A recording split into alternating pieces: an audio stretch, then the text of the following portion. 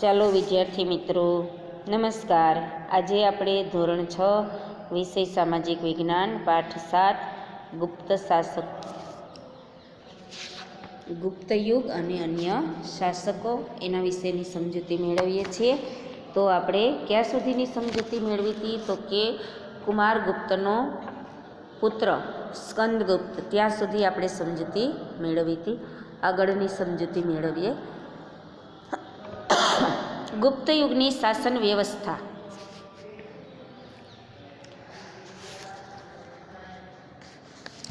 તો ગુપ્ત યુગના શાસનતંત્ર વિશે આપણને અભિલેખો, સ્મૃતિઓ અને પુરાણોમાંથી માહિતી મળે છે।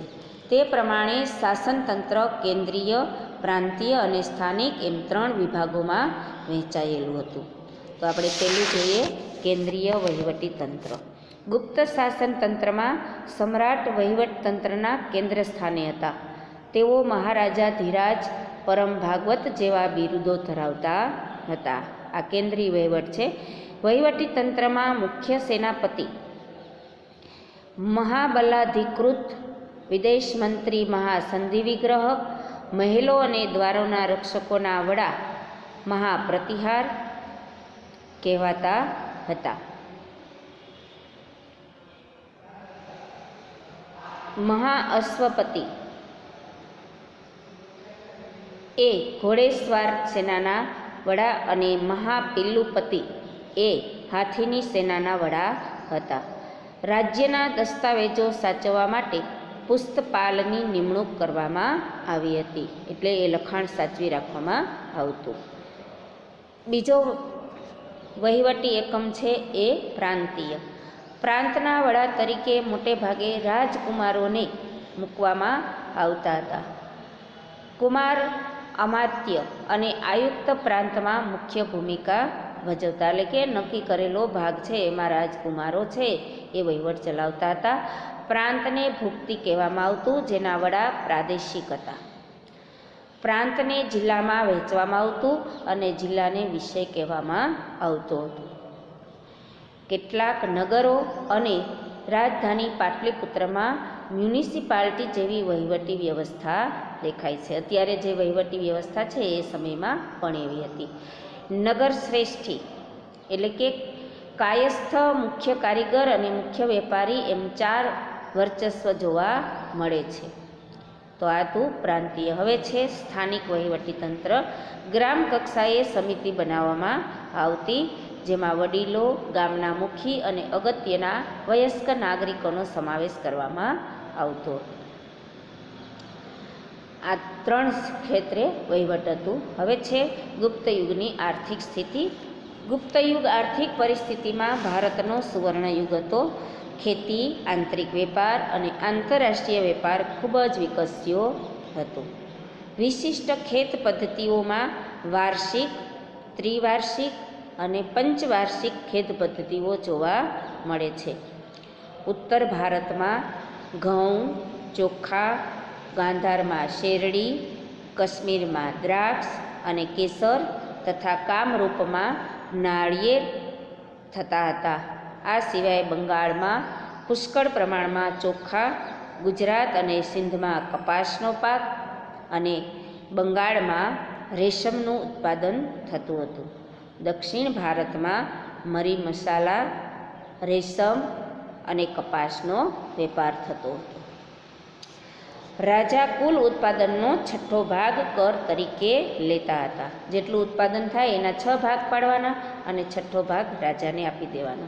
બ્રાહ્મણો અને મંદિરોને ભૂમિ દાનમાં આપવામાં આવતી હતી। આંતરરાષ્ટ્રીય વેપાર એ ગુપ્ત યુગની વિશેષતા હતી। ભારતથી સ્થળ માર્ગે મધ્ય એશિયા થઈ યુરોપ સુધી સુતરાઉ કાપડ, રેશમી કાપડ અને મરી મસાલા નિકાસ થતા હતા।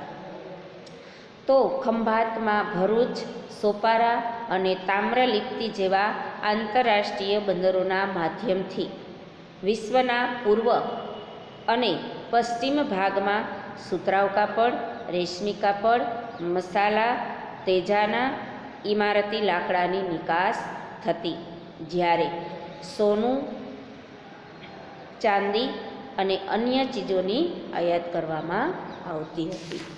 હવે છે ગુપ્ત યુગની ધાર્મિક સ્થિતિ. ગુપ્ત યુગમાં હિન્દુ ધર્મ અને સંસ્કૃતિ પૂર્ણ કળાએ ખીલેલા જોવા મળે છે. ગુપ્ત સમ્રાટો વૈષ્ણવ ધર્મને રાજ્ય ધર્મનો દરજ્જો આપતા હતા. પરિણામે વિષ્ણુ, તેમના અવતારો શ્રી રામ અને શ્રી કૃષ્ણ આ સમયમાં મહદઅંશે પૂજાતા લક્ષ્મી દેવી તરીકે બહુ જ ખ્યાત થયા હતા. આ જ સમયમાં રામાયણ અને મહાભારત તેમજ પુરાણોનું પુનઃ સંકલન થયું હતું. શ્રીમદ્ ભાગવદ્ ગીતા આ સમયે ખૂબ મહત્વપૂર્ણ ગ્રંથ બન્યો હતો. વૈષ્ણવ ધર્મની જેમ શૈવ ધર્મ પણ ગુપ્તકાળમાં વિકસ્યો હતો. દક્ષિણ ભારતમાં શૈવ સંતો નૈનાર કહેવાતા, જ્યારે વૈષ્ણવ સંતો છે એ આલવાર કહેવાતા હતા.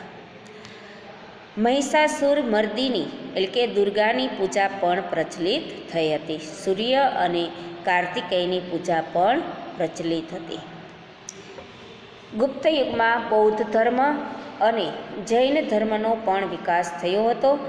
સમુદ્રગુપ્ત બૌદ્ધ ધર્મનો સંરક્ષક અને બૌદ્ધ ધર્મના મહાયાન અને હીનયાન પંથ વિકસ્યા હતા. તો આ હતી તેની ધાર્મિક સ્થિતિ. એના પછી આપણે જોઈએ ગુપ્ત યુગની સાંસ્કૃતિક સિદ્ધિઓ. ગુપ્ત યુગ સાંસ્કૃતિક રીતે ભારતનો સુવર્ણ યુગ હતો. આ યુગમાં અનેક નવી ભાષાઓ ઉત્પન્ન થઈ હતી. આ ભાષાઓ બતાવવામાં આવી છે. કાલિદાસ, સ્કંદસ્વામી, હરિસ્વામી, રાણી વિજયા તથા આર્યસુર આ સમયના મહત્ત્વના સાહિત્યકારો હતા. આ સર્વમાં કાલિદાસ સર્વશ્રેષ્ઠ હતા. કાલિદાસને ભારતના શેક્સપિયર પણ કહેવામાં આવે છે. તેમણે ભારતીય મહાકાવ્યોની કથા વસ્તુ લઈ અભિજ્ઞાન શાંકુતલમ, રઘુવંશમ, મેઘદૂતમ જેવા મહાકાવ્યોની રચના કરી હતી. ગુપ્ત યુગ એ મંદિર સ્થાપત્યની રચનાનો યુગ હતો. ગુજરાતમાં ગોપ, નચના કોઠારનું પાર્વતી મંદિર અને ઝાંસીનું મંદિર એ ભારતના સૌ પ્રથમ ઈંટેરી મંદિરો છે. ગુપ્ત યુગ આ દૃષ્ટિએ મંદિર સ્થાપત્યની શરૂઆત દર્શાવે છે. દુર્ગા, બુદ્ધ, કૃષ્ણ અને શિવની મૂર્તિઓ આ કાળે મોટા પ્રમાણમાં બની હતી. તો આ હતી સાંસ્કૃતિક સિદ્ધિઓ. હવે છે ગુપ્ત યુગમાં વૈજ્ઞાનિક સિદ્ધિઓ. મહાન વૈજ્ઞાનિકોમાં આર્યભટ્ટ અને વરાહમિહિર આ સમયમાં થયા. આર્યભટ્ટે શૂન્ય અને દશાંશ પદ્ધતિની શોધ કરી. વરાહમિહિરે બૃહદ સંહિતા નામનો ખગોળશાસ્ત્રને લગતો મહત્વપૂર્ણ ગ્રંથ લખ્યો. વાઘભટ્ટે આયુર્વેદમાં અષ્ટાંગ હૃદય સંહિતા નામનો મહાન ગ્રંથ લખ્યો અને આ કાળે મનુષ્ય અને પ્રાણીઓ માટે વૈદક શાસ્ત્ર વિકસ્યું, એટલે કે ઉપચાર માટેનું શાસ્ત્ર, માહિતી. હાથી અને ઘોડાની દવાઓ પણ શોધાઈ હતી. રસાયણશાસ્ત્રનો પણ ખાસ્સો વિકાસ થયો હતો. તેનું સર્વશ્રેષ્ઠ ઉદાહરણ દિલ્હી પાસે આવેલો મોહરાલીનો લોહ સ્તંભ છે, જેને હજુ સુધી કાટ લાગ્યો નથી. આ વૈજ્ઞાનિક ક્ષેત્રે સિદ્ધિઓ હાંસલ કરી હતી. હવે આપણે જોઈએ ગુપ્ત યુગ પછીના રાજાઓ, એમાં સમ્રાટ હર્ષવર્ધન. ગુપ્ત યુગ પછી પ્રાચીન ભારતના મહત્વપૂર્ણ રાજ્યોમાં હર્ષવર્ધનનું રાજ્ય ગણાય છે. તેઓ થાણેશ્વરના પુષ્યભૂતિ વંશના હતા. પ્રભાકર વર્ધનના પુત્ર રાજ્યવર્ધન અને હર્ષવર્ધન હતા, જ્યારે તેમની પુત્રી રાજ્યશ્રી હતી.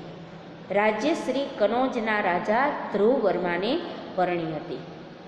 ગોડ રાજવી શશાંક અને માલવ રાજ્યે રાજ્યશ્રીનું અપહરણ કરી રાજ્ય પર આક્રમણ કરતા મોટી કટોકટી ઊભી થઈ.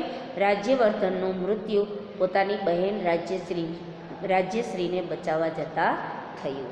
આવી કટોકટી ભરી પરિસ્થિતિમાં ઈસવીસન 606માં સમ્રાટ હર્ષે રાજ્યારોહણ કર્યું અને તેમણે રાજ્યશ્રીને બચાવવા એટલું જ નહીં, રાજ્યશ્રીનું રાજ્ય કનોજ અને થાણેશ્વર એમ બંને રાજ્યો પર પોતાનું શાસન શરૂ કર્યું. તો આ છે હર્ષવર્ધન રાજા. હર્ષવર્ધન પ્રાચીન ભારતના છેલ્લા મહાન સમ્રાટ હતા અને તેમણે મગધ, ઓડિશા, સારસ્વત, ગૌડ, મિથિલા સુધી પોતાનું સામ્રાજ્ય ફેલાવ્યું હતું અને તેના સમકાલીન રાજ્યોમાં વલ્લભીના મૈત્રક રાજા ધ્રુવસેન તેના જમાઈ હતા.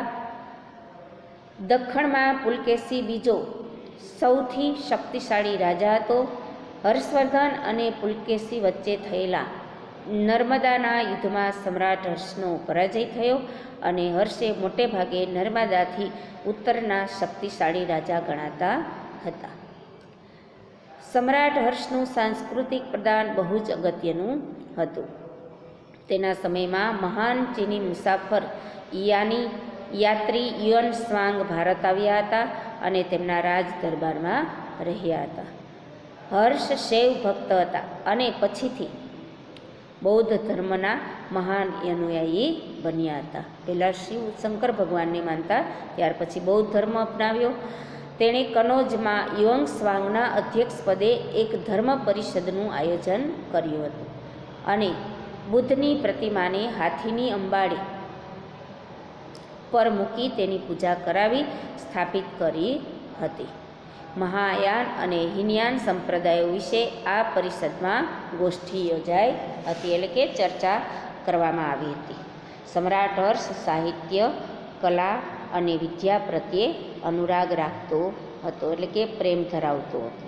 અનુરાગનો અર્થ થાય છે પ્રેમ. તેના દરબારમાં મહાન કવિ બાણભટ્ટ સંકળાયેલા હતા, જેમણે હર્ષચરિત અને કાદંબરી જેવા સંસ્કૃત સાહિત્યના મહાન ગ્રંથો લખ્યા હતા. મયુર ભટ્ટ અને કવિ જયસેન પણ હર્ષના સમયના મહાન કવિઓ હતા. સમ્રાટ હર્ષે પોતે પણ ઉચ્ચ કોટીના સાહિત્યકાર હતા અને તેમણે પ્રિયદર્શિકા તથા રત્નાવલી નામના 2 નાટકોની રચના કરી હતી. સાથે સાથે ભગવાન બુદ્ધની જાતક કથાઓ પરથી નાગાનંદ નામનું વિશિષ્ટ નાટક પણ લખ્યું હતું. તો આ હતી હર્ષવર્ધનની નાટક અને કાવ્યોની રચના. હર્ષે અન્ય દેશો સાથે પણ મૈત્રી સંબંધો બાંધ્યા હતા. તેણે પોતાના દૂત મંડળને ચીનમાં મોકલ્યા હતા. તે જ રીતે ચીનથી ભારતમાં ચીનના દૂત મંડળે મુલાકાત લીધી હતી અને આ દ્રષ્ટિએ સમ્રાટ હર્ષ એક ઉચ્ચ કોટીના શાસક, વિજેતા, વહીવટીકર્તા અને સાહિત્યકાર હતા અને તેણે નાલંદા વિદ્યાપીઠને નિભાવવા માટે 100 ગામ ભેટમાં આપ્યા હતા. એટલે કે 100 ગામની જે આવક હોય એ આવક છે એ નાલંદા વિદ્યાપીઠમાં આપી દેવામાં આવતી હતી. હવે આપણે જોઈશું પુલકેશી બીજો. સમ્રાટ હર્ષના સમકાલીન એટલે કે એક સમયના રાજાઓમાં સૌથી શક્તિશાળી ચાલુક્ય વંશી રાજા પુલકેશી બીજા હતા. તેમણે મહારાષ્ટ્રમાં રાષ્ટ્રકૂટો પાસેથી સત્તા આંચકી રાજ્ય સ્થાપ્યું હતું. રાષ્ટ્રકૂટ છે એ વંશનું નામ છે.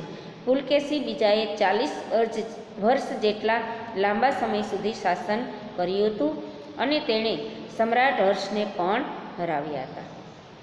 તે મહાન વિજેતા હતા.